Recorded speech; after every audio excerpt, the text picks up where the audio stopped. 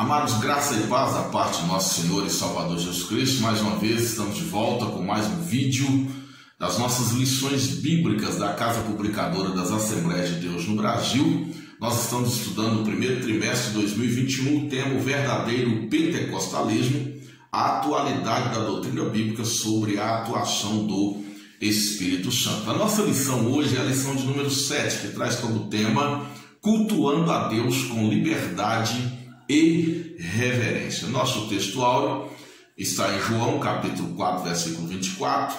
Deus é Espírito, importa que os que o adoram o adorem em espírito e em verdade.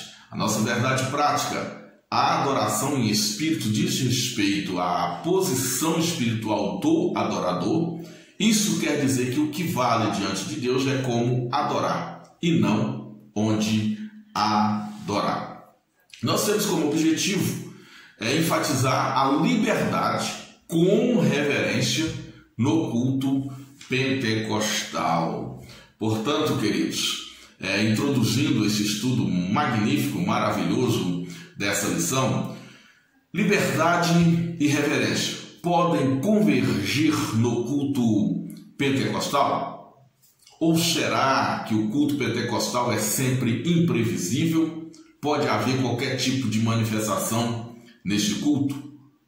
Liberdade e reverência caminham juntas no culto pentecostal bíblico. Um culto sem reverência pode não ser um culto bíblico. Nós não temos um manual de culto, mas temos um princípio que deve ser observado. Na liturgia, Deus é o centro da adoração, ou melhor, Deus é o objetivo dessa adoração, deste culto. É a Ele que queremos chegar, é a Ele que queremos cultuar. Na manifestação dos dons, nós temos o que é a utilidade. Os dons são dados pelo Espírito Santo para o que for útil. Então não há manifestação de dons para aparições ou para apenas, digamos, pirotecnias ou espetáculos, mas há um princípio na manifestação dos dons que é a utilidade. Ele é dado para o que for útil. Então, a partir dessas premissas, qual seria o culto aceitável a Deus? É isso que nós queremos ver nesse estudo, nessa lição, que será estudada nesse próximo domingo, dia 14 de fevereiro de 2021. O primeiro tópico da nossa lição diz o culto pentecostal, liberdade e reverência. Nós sabemos que o cristianismo tem sua gênese na cultura judaica. Os crentes judeus tiveram dificuldade no início em dissociar o evangelho da cultura judaica, especialmente da cultura religiosa ligada às tradições mosaicas. Por esse motivo, o Espírito Santo ele entra em ação, especialmente através da vida do apóstolo Paulo, para declarar que o evangelho é acultural. Ele vem para todos os povos e não visa criar uma cultura mundial, mas salvar cada povo nas suas próprias tradições. A liturgia cristã ela é muito flexível.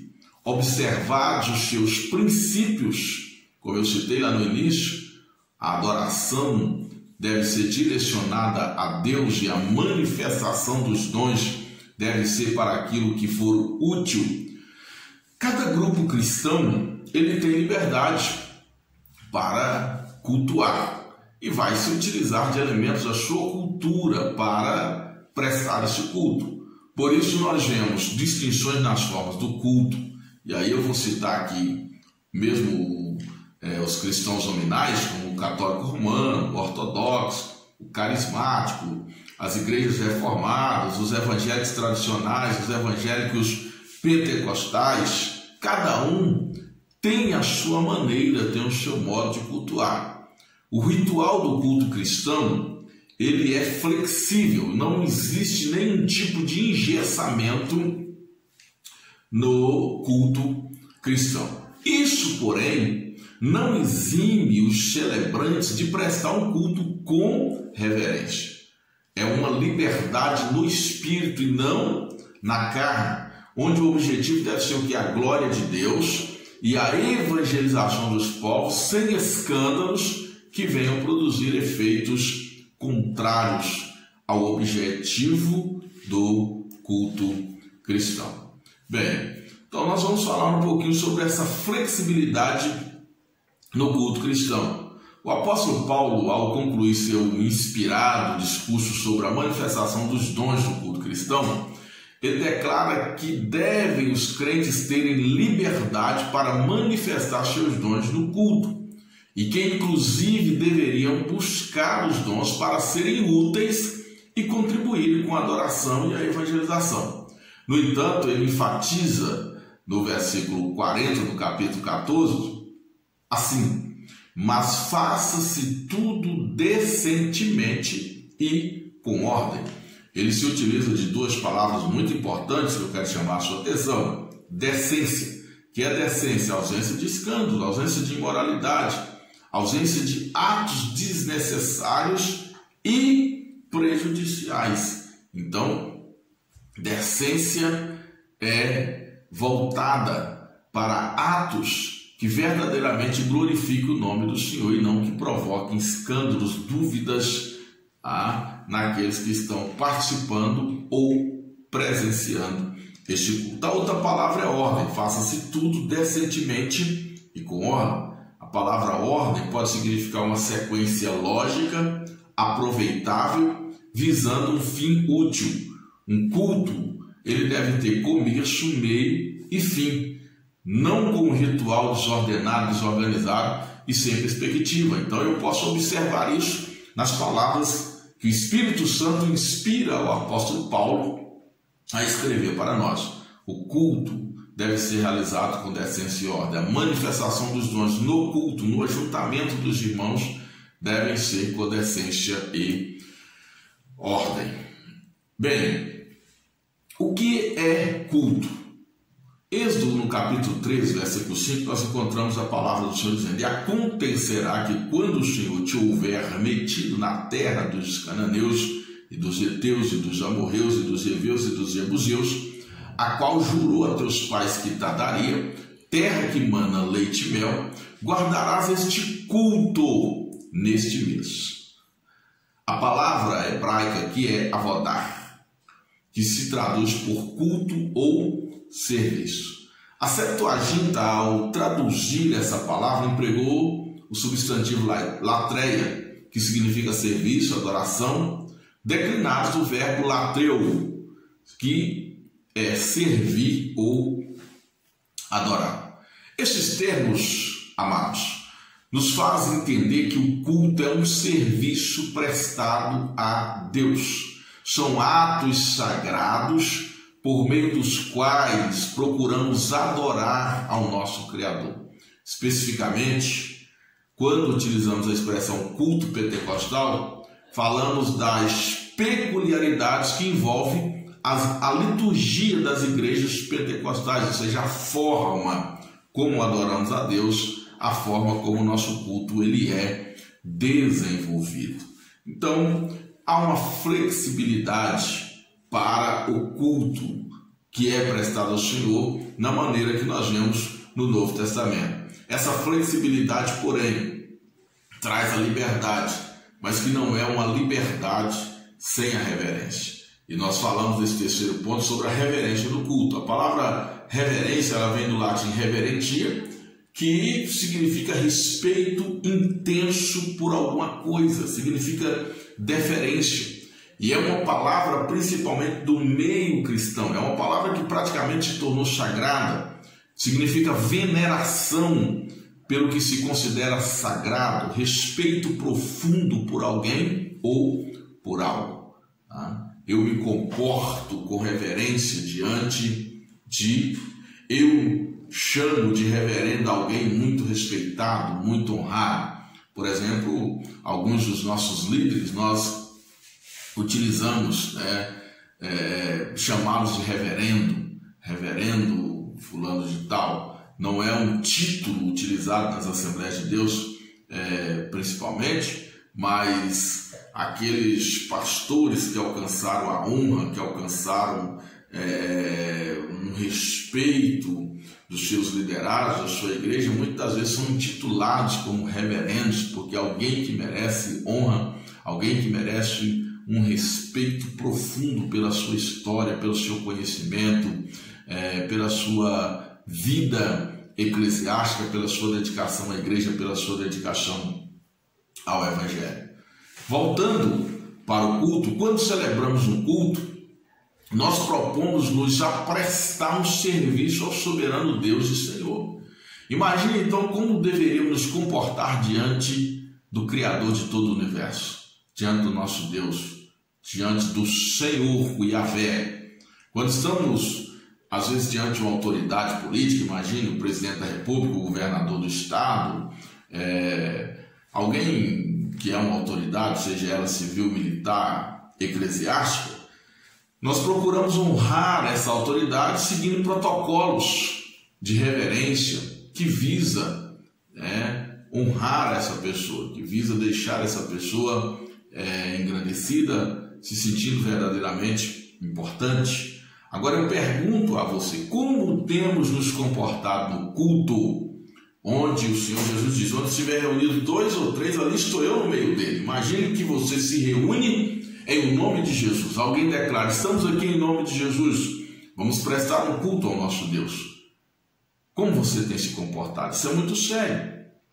Há cultos em que as pessoas conversam, caminham compulsivamente, crianças virando cambalhotas no templo, sem serem ensinadas e advertidas por seus pais de que esse é um momento sagrado, de que estão na presença de Deus. O que dizer do uso do celular na hora do culto? Alguns atendem ligações e não se desprendem das redes sociais. Outros apresentam um louvor desinteressado, insípido, e muitos não tomam participação direta no culto, comportam-se como meros assistentes. Pior ainda, quando maus exemplos de reverência vêm do púlpito. Quando os ministros do culto, que deveriam se envolver intensamente com a liturgia do culto, ficam indiferentes quando o outro, principalmente quando o outro está ministrando.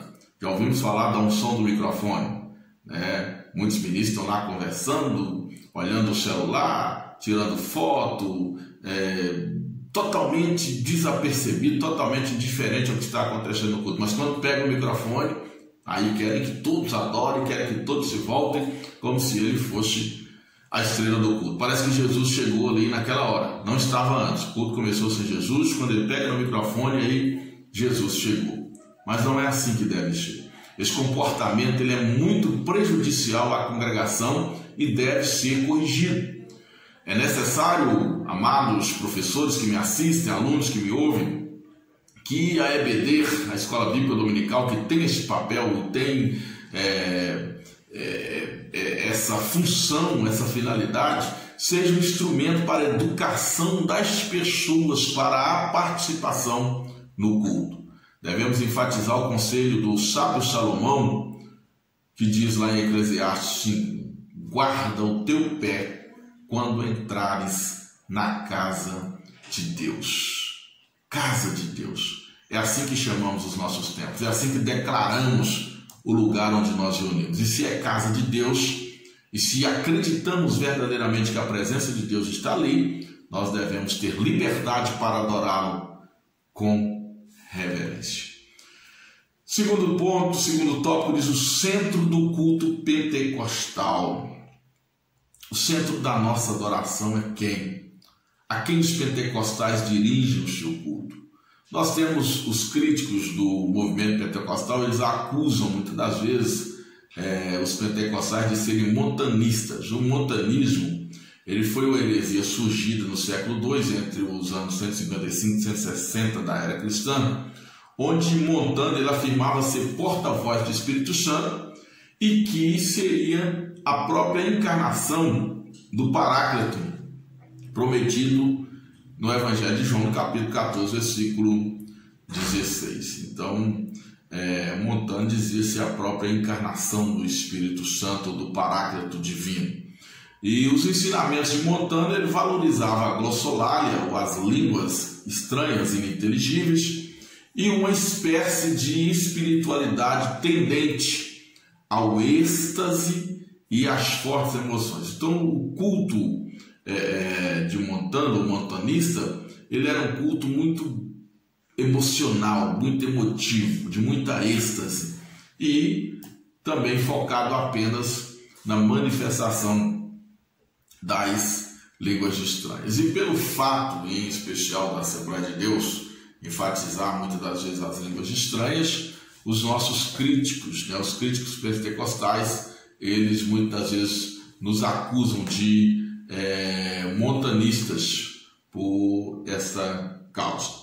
O centro do culto pentecostal é Jesus Cristo, porque é por ele que podemos nos aproximar do Santíssimo. Vale ressaltar aqui a declaração de fé das Assembleias de Deus, que diz assim: reunimos-nos como corpo de Cristo para adoração pública ao Deus Trino. Essa declaração é importante porque enfatiza que o culto é dirigido a Deus.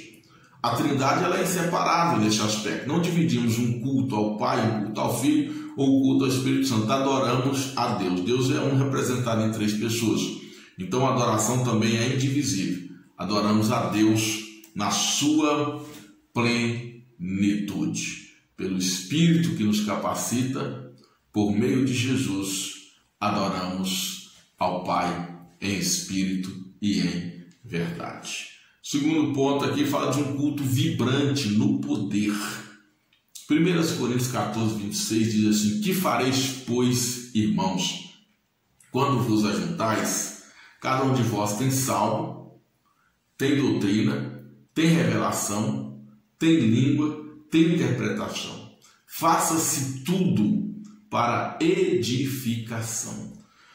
Temos aqui uma exortação do apóstolo a um culto cooperativo, um culto participativo. A Bíblia sugere uma liturgia dinâmica distribuída entre os participantes do culto, onde todos devem adorar e pelo Espírito cooperar para o acontecimento do culto. Não há na Bíblia uma sugestão de um culto mono, onde uma pessoa faz todas as coisas e os outros, no muito que faz é repetir aquilo que aquela pessoa está falando ou cantando. Repetições de falas, cânticos, mas o nosso culto ele vem de uma expressão individual convergente para a edificação. Então todos participam e convergem para um só objetivo, que é o louvor, a adoração a Deus e a edificação do corpo de Cristo. No culto adoramos e crescemos na comunhão com o Senhor. Paulo ele orienta aos Efésios, dizendo assim: não vos embriagueis com vinho que há contenda, mas enchei-vos do Espírito, falando entre vós com salmos e hinos e cânticos espirituais, cantando e salmodiando ao Senhor no vosso coração, dando sempre graças por tudo a nosso Deus e Pai, em nome de nosso Senhor Jesus Cristo. Efésios capítulo 5, versículo 18 a 21. Nesse texto temos uma orientação indispensável, temos que viver em adoração. Ao abrir o culto, eu tenho o hábito de perguntar aos presentes: qual o culto que você trouxe para oferecer a Deus nesse dia? E recomendo-lhes dizendo: entregue o seu culto por inteiro. Esse culto será tão somente aquilo que você trouxe para ofertar ao Senhor, para ofertar ao nosso Deus. Por que isso? Queridos, por que isso? Porque o culto ele é um conjunto de elementos, de atos, de atitudes que nós, os cristãos, trazemos e na nossa reunião expressamos para o nosso Deus. Um culto vibrante no poder do Espírito. É impossível ofertar um culto a Deus sem estar cheio do Espírito Santo. Somos instados a não exibir elementos carnais no culto. É isso que quer dizer: não vos embriagueis com vinho que há contenda, mas enchei-vos do Espírito. Cheios do Espírito, nós adoramos ao Pai com salmos, hinos, cânticos espirituais, em nome do Senhor Jesus Cristo, como nos ensina a Epístola aos Efésios. Pelo Espírito Santo, em nome de Jesus, ofertamos ao Pai um culto vivo e poderoso para a glória de Deus. Bem, o terceiro ponto vai trazer aqui as características pentecostais. E vamos agora pensar nessas características de um ponto de vista bem peculiar, bem particular, né? No Antigo Testamento, o culto consistia nas oferendas. Eram trazidas ofertas de animais, manjares e outros elementos como adoração ao Senhor. Davi parece ter sido quem oficialmente introduziu a música no culto. Nós vamos ver lá nas crônicas dos reis de Israel que Davi ele cria turnos de cantores. Ele é um luthier, um fabricante de instrumentos, é um mestre da música, e existem ali outros mestres. Davi então traz esse serviço para o tabernáculo. Era o seu sonho construir o templo, ainda não havia o templo, quem vai construir o templo é Salomão, mas no tabernáculo, no culto ao Senhor, ao trazer a Arca da Aliança, Davi já estabelece a música no culto como um elemento oficial, inclusive tendo cantores exclusivos, líderes de músicas exclusivos para o louvor a Deus ali no culto. Então a música passa a ser um elemento de destaque no culto como forma de louvor e adoração a Deus. O apóstolo Paulo ele recomenda a Timóteo ler, exortar, ensinar. E Timóteo, esse jovem pastor, ele era orientado no culto ler e fazer a exposição das Escrituras para a edificação da igreja. Nas sinagogas criadas na época do exílio para manter vivas as tradições judaicas, o culto ele consistia principalmente na leitura da Torá, ou da lei, e da sua explanação, a fim de inculcar na mente dos exilados, especialmente os jovens, a lei de Moisés. No culto cristão pentecostal, nós vamos ver desde os primórdios, desde a igreja primitiva, a prática da oração, o cântico, conforme sugere 1 Coríntios 14 e 15. Inclusive esse texto ele menciona o orar e cantar em línguas espirituais ou estranhas, e a necessidade de orar e cantar em línguas humanas, para que haja a edificação de todos os presentes. É importantíssimo, queridos, que nós entendamos isso. Tá? Nós temos a oração, nós temos a música e nós temos a pregação da palavra de Deus no culto. E por último, eu deixei aqui para enfatizar, porque não é menos importante, nós temos a oferta. Esse ato no Antigo Testamento aparece como um dos principais elementos do culto. A oferta ela era primordial. Ninguém podia se apresentar diante do Senhor de mãos vazias. E era por meio das ofertas que os levitas podiam prestar um serviço de adoração no tabernáculo. Hoje também, por meio das ofertas e dos dízimos, o evangelho pode ser anunciado a todas as gentes. Os lugares que não possuem igreja são alcançados pelos dízimos e ofertas dos que têm liberdade e liberalidade para cultuar. 1 Coríntios capítulo 9, versículos 6 e 7 ensina que ofertar é como lançar a semente sobre uma boa terra. Deus fará multiplicar a sementeira. Enfatiza ainda que ninguém deve se sentir constrangido a ofertar, pois Deus somente recebe a oferta de quem tem liberalidade, isso é, quem oferta com alegria. Então, para concluir esse tópico, eu me lembro do ensinamento de um dos meus mestres, grande referência ministerial, o pastor Océlio Nauá, que assim ministrava: o culto ele tem 4 partes, ele não pode ser incompleto. O culto precisa ter oração, louvor, oferta e ministração da palavra. Este é o culto completo, é o culto ordeiro, é o culto bíblico e o culto que glorifica a Deus.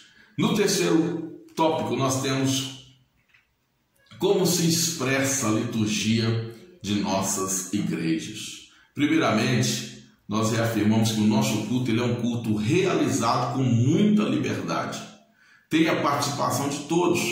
As Assembleias de Deus não têm um púlpito como um lugar santíssimo, onde somente o pastor, o sumo sacerdote, pode ocupá-lo e ministrar. Irmãos, irmãs, e não somente obreiros têm oportunidades para ministrar louvor, testemunhar, pregar. Isso é importante porque, como o Tiago ensinou, não se deve, no ajuntamento, fazer acepção de pessoas. Neste modelo de culto não há discriminação, todos são tratados igualmente e tem, como ensina o apóstolo Paulo aos Coríntios, no capítulo 14, a oportunidade de manifestar os seus dons, de participar ativamente do culto. É comum, nas reuniões de adoração das Assembleias de Deus, classificar, os cultos. Isso serve como marketing para a evangelização e, ao mesmo tempo, para a organização do culto, visando adorar a Deus e desenvolver a ministração da palavra com um foco específico. Por isso temos culto público, família, culto de missões, culto da ceia do Senhor, culto com jovens, culto de adolescentes, culto de mulheres, culto de senhores, culto da terceira idade, culto com as crianças. Isso faz parte de uma estratégia de evangelização para atender à eclética membresia da igreja, desenvolvendo-a de forma organizada por seus departamentos. Eu particularmente considero essa organização muito vital para a igreja. Se trabalhada com carinho, com especialização, ela dá muitos bons resultados. Isso é uma prova que temos. A Assembleia de Deus se tornou a maior igreja evangélica do Brasil, ainda é a maior igreja evangélica do Brasil e provavelmente ainda no mundo como igreja evangélica pentecostal, por causa da sua forma de evangelização e a sua organização em departamentos, onde possibilita o tratamento mais específico a cada grupo, a cada faixa etária, a cada grupo social. Então aqui nós temos diversidade e liberdade, porém com reverência. Liberdade e reverência não vão se dissociar. É linda, meus amados, essa diversidade. É maravilhosa essa liberdade. E aos líderes, porém, cabe a preservação da reverência, pois muda o público. Porém, a liturgia deve ser desenvolvida com oração, louvor, oferta, pregação e a palavra. Às vezes, por exemplo, no culto de jovens, você muda ali os louvores, a forma de cantar, mais instrumental, hinos mais animados ou mais voltados para o interesse jovem.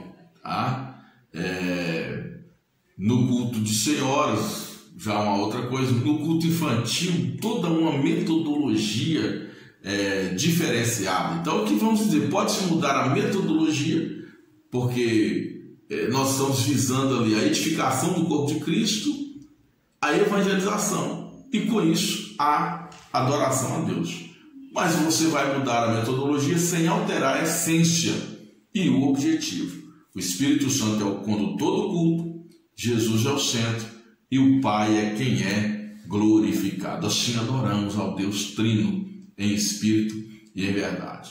Então, queridos, concluindo, o culto pentecostal é o culto que se desenvolve na dependência do Espírito Santo.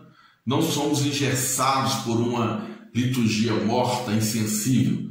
No entanto, no culto pentecostal não há lugar para o liberalismo. Liberdade não é libertinagem, não é liberalismo. Não há lugar para práticas de coisas escandalosas, duvidosas, mas manifestações úteis para a glória de Deus e a edificação do corpo de Cristo. Entenda, o culto deve ser dinâmico, porém nenhum dinamismo deve ter outra fonte senão a real presença do Espírito Santo. Todos os crentes devem prestar culto e não serem apenas espectadores do culto.